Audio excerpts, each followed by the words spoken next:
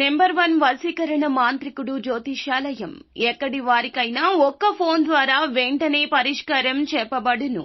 స్త్రీ పురుష వశీకరణం, ప్రేమ, పెళ్లి, సంతానం, వ్యాపారం, కుటుంబ సమస్యలు, భార్యాభర్తల గొడవలు, గృహం, స్థలం సమస్యలు, కళ్యాణ దోషము పరిష్కరించబడును.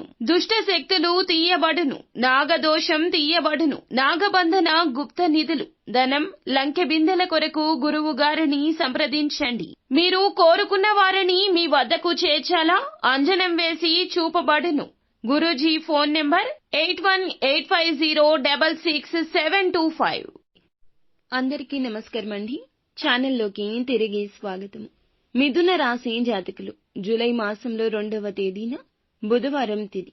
ఇప్పటి వరకు మీరు వినకపోయినా ఈ రోజున రాశి ఫలాలు జాగ్రత్తగా వినాలి. ఇప్పటి వరకు నమ్మకపోయినా ఈ రోజు నమ్మక తప్పదు. ఇది ఒక హెచ్చరిక.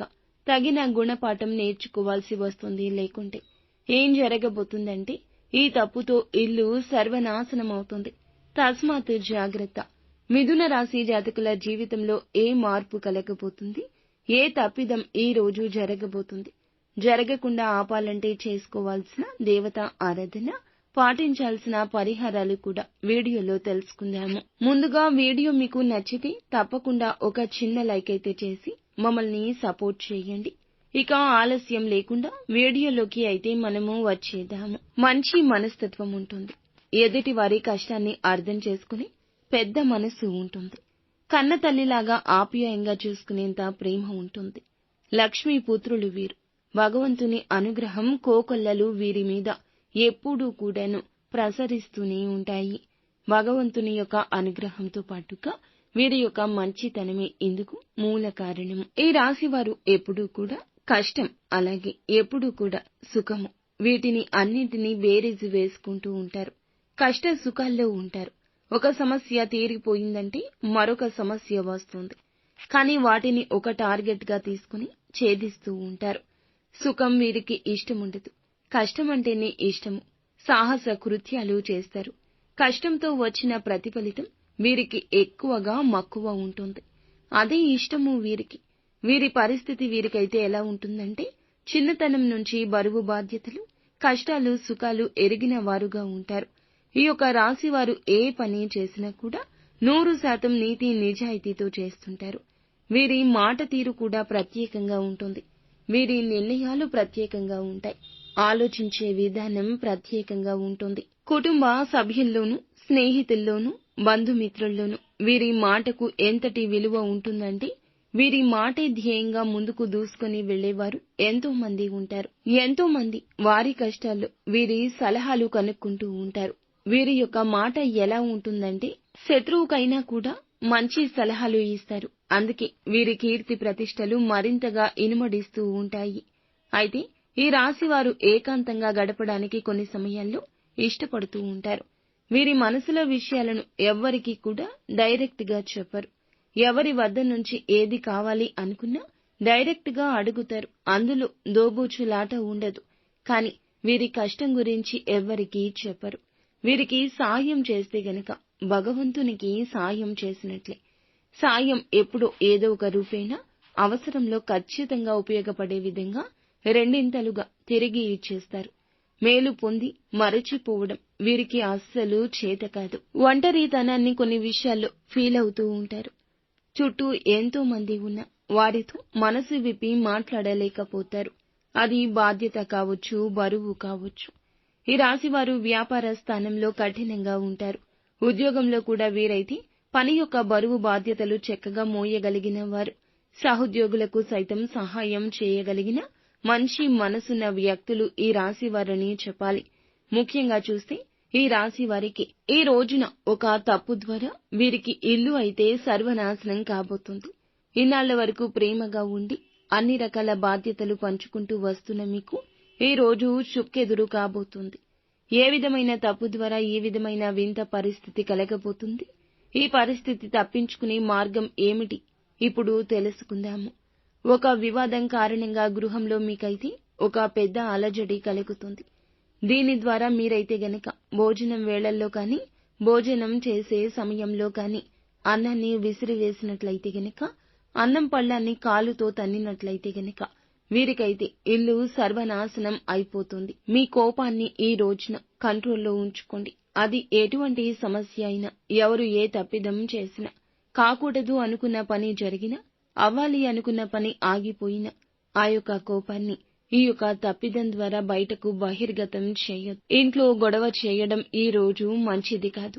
ఇంటి ఇల్లాలని లేదా ఇంట్లోని ఆడవారిని ఈ రోజున కంటతడి పెట్టించొద్దు. భోజనం సమయంలో అయితే భోజనాన్ని విసిరి కొట్టడం ఇలాంటివి వీరు చేస్తూ ఉంటారు. ఇలా చేస్తే గనక ఖచ్చితంగా మీ ఇల్లు సర్వనాశనం అవుతుంది. లక్ష్మీదేవి ఆవాసం ఉండకుండా వెళ్లిపోతుంది. ముందుగానే ఆలోచించి జాగ్రత్తలు పాటించండి.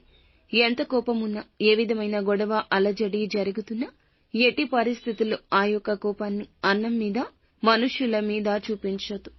ఏ విధమైన అలక కూడా ప్రదర్శించొద్దు. ఎందుకంటే అన్నపూర్ణాదేవి, ఆ లక్ష్మీదేవి అమ్మవారి స్వరూపం అన్నము.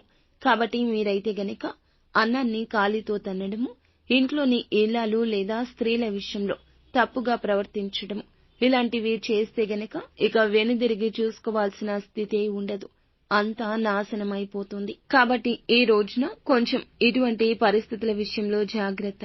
ఇక మిగిలిన అంశాలు చూస్తే ఈ రోజున మీ సంతానం పరంగా శుభవార్తలను వినబోతున్నారు. వారి యొక్క జీవితంలో వారికి మిక్కిలి సంతోషదాయకమైన ఒక వార్త వింటారు. అంతేకాకుండా ఉద్యోగంలో, వ్యాపారంలో పాత పెట్టుబడులకు ఇప్పుడు మంచి ఫలితం దక్కబోతుంది. ఆకస్మిక ధన లాభం, గొడవల్లో ఉన్నటువంటి ధనం తిరిగి చెంతకు రావడము, కోర్టు సమస్యల్లో విజయము, మీరు వెళ్తున్న చోట మిమ్మల్ని గౌరవించడం, ఈ రోజున శుభ కార్యక్రమ ఆహ్వానం పొందుకోవడం, పై అధికారులకు మీకు ఉన్న పొరపచ్చాలు తగ్గిపోవడం, చాలా వరకు కూడాను మార్పులు కలగబోతున్నాయి. మీరైతే గనక కోపాన్ని కంట్రోల్ చేసుకోండి. ఈ విషయాన్ని ముందుగానే తెలియచేస్తున్నా. గృహంలో ఏ విధమైన ఇబ్బందికర పరిస్థితులు కలిగించొద్దు. ఒకవేళ అలా ఉన్నా మీరు ఒక అడుగు ముందుకు వేసి ఆ పరిస్థితిని మార్చే ప్రయత్నం చేయండి. జీవిత భాగస్వామి, కన్న తల్లిదండ్రులు, సంతానం అందరూ కూడాను మీ యొక్క ప్రేమ కోసం పరితపిస్తున్నారు. వారితో కాస్తంత సమయాన్ని గడిపి కంటికి కానరాని ఆ దూరాన్ని మీ బంధంలో తగ్గించుకునే ప్రయత్నం చేయండి. పరిస్థితి తప్పకుండా మార్పుదల జరుగుతుంది. నిత్యము హనుమాన్ చాలీసాను పఠించడం, వీలైతే ఈ రోజున శివ భగవానుని ఆలయానికి వెళ్లి ఆయన దర్శనం చేసుకుని కాస్తంతసేపు అక్కడే కూర్చుని ఇంటికి తిరిగి రండి. మీ మనసు ప్రశాంతంగా మారుతుంది. తులసి కోట చుట్టూ ప్రదక్షిణ చేయడం ద్వారా శుభం కలుగుతుంది. ముఖ్యంగా కోపాన్ని, మాటలను అదుపులో ఉంచుకోమంటూ 1కి 10 సార్లు చెప్పడం జరుగుతుంది. లేకుండా అలాగే ప్రవర్తిస్తే గనక మీ జీవితంలో శుభాలు కాదండి, అశుభాలు, ఎన్నో అనర్థాలు జరుగుతాయి. ఈ రోజున ఇలా మిశ్రమ ఫలితాలు గోచరిస్తున్నాయి. కొన్ని విషయాల్లో అనుకూలత, కొన్ని విషయాల్లో ప్రతికూలత కనిపిస్తుంది. నిత్యము కూడాను శివ భగవానుని నామస్మరణ చేసుకోవడం, ఆర్థికంగా బలోపేతం కావడానికి మీ వంతు మానవ ప్రయత్నం మీరు చేయడం, ఎదుటి వారి యొక్క కష్టాన్ని నమ్ముకోకుండా మీ కష్టంతో మీరు పైకి వచ్చే ప్రయత్నం చేయడం, ఇప్పటి వరకు లేని ఆర్థిక వనరులు మీకు కలగచేస్తుంది. భగవంతుని అనుగ్రహం, కృపా కటాక్షాలు మీపై మెండుగా ఉంటాయి. అంతా మంచి జరుగుతుంది.